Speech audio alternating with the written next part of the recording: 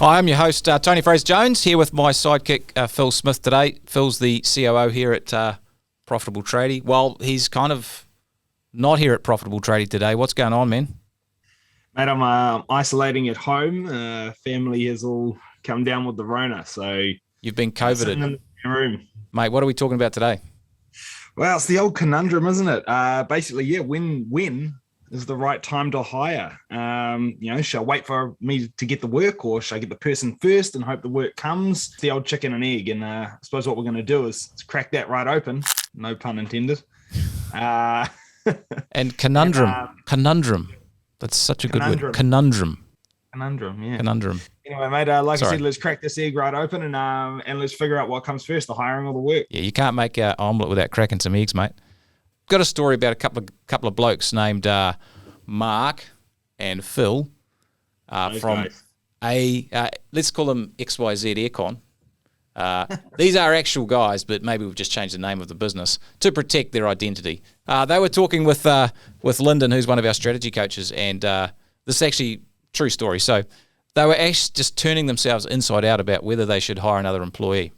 And there were a bunch of questions going through their head. How long will the payoff be? How long will it take to get the money back? What if they don't work out? What if we don't have the work? What if they're rubbish?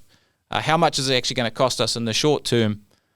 To get this person up to speed. And they were trying to analyse their way through the problem, and they're totally stuck. They're just trying to pick apart every detail and make sure that they'd made the right decision.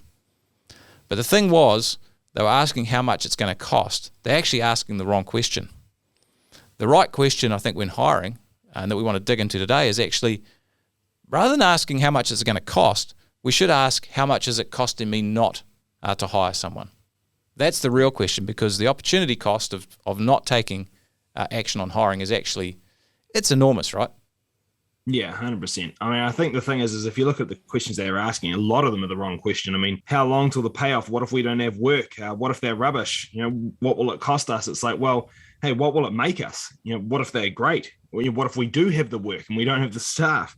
How long will the payoff be? It's like, well, mate, I mean, it's more about if you got them busy and you got someone good, then the payoff's immediate, right? I mean, they start earning straight away. The fact is tradesmen actually don't cost anything. They make you money. That's exactly it. So a tradesperson or a technician or someone you got out in the field, they're not a cost. They're actually, they're an investment. They make money. That's right. And they make it pretty damn fast, to be fair, as well. Well, yeah, if you got your pricing right, which is a whole nother conundrum. What does it cost if we don't hire someone, mate? I think that's the big question on everyone's lips. I mean, there's definitely opportunity cost there, but like, what are we talking? Well, I guess a couple of things. The couple of things is the first one is, look, you don't pay a tradesperson's or a tech's whole salary at once, right? You don't pay them 60, 80, 100 grand all at once. Like, you pay it each week, and they make money each week. So, it doesn't really cost you that much in the short term at all. Unless you need to train them up. There might be a bit of mucking around for a week or two if they're a qualified person. Obviously, if they're an apprentice, it's a little different. We're not really talking about that. So the cost is on a weekly basis, and if you track it and you look at your financials, you should have a good feeling of, is it working or not. So that's the first thing. The second thing is, a good tradesperson will make roughly maybe 25,000 in revenue a month. It might be a bit more depending on your setup or your industry, or even what state or country you're in. Might be a bit less, but it's around that sort of mark.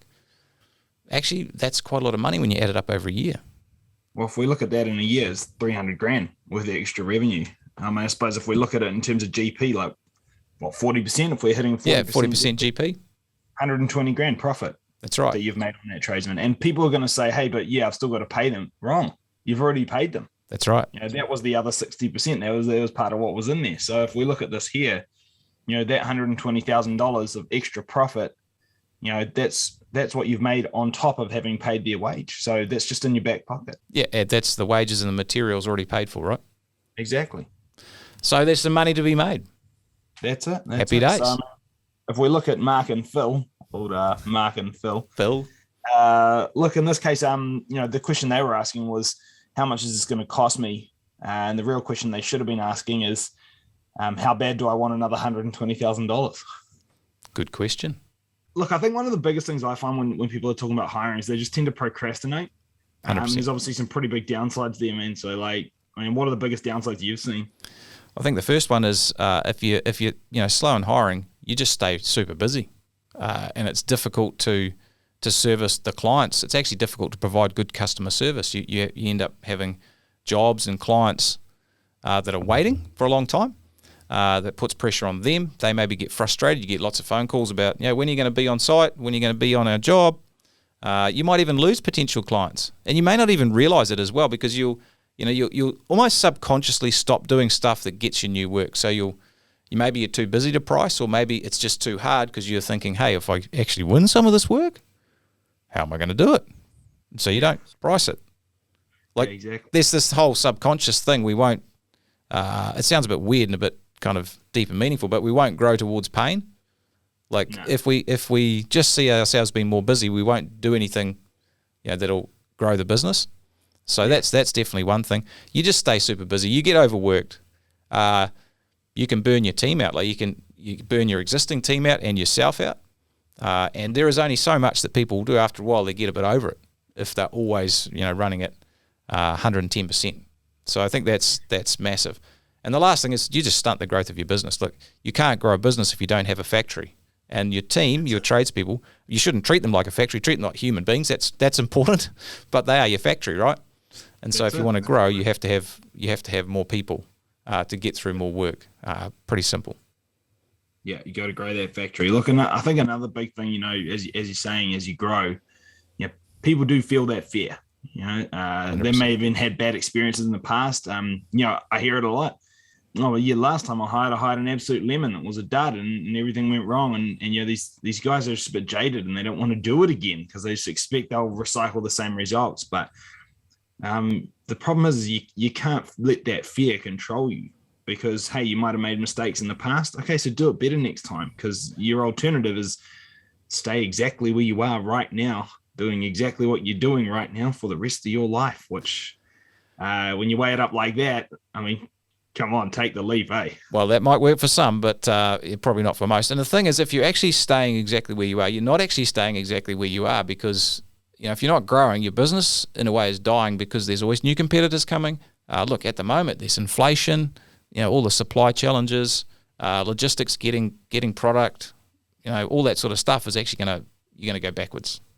That's it. And I mean, hey, look, if you feel outside your comfort zone with things like hiring, I mean, that's not a bad thing either. Ray Kroc used to say, if you're green, you're growing. So when you're learning new stuff and getting outside your comfort zone, it's probably because you're going to new places. You're getting somewhere you haven't been before. That's why it feels uncomfortable. So embrace it, get involved. And if you do, then there's rewards to be reaped. Hey, I hope you liked the video. Check out all the other videos in the channel and like and subscribe.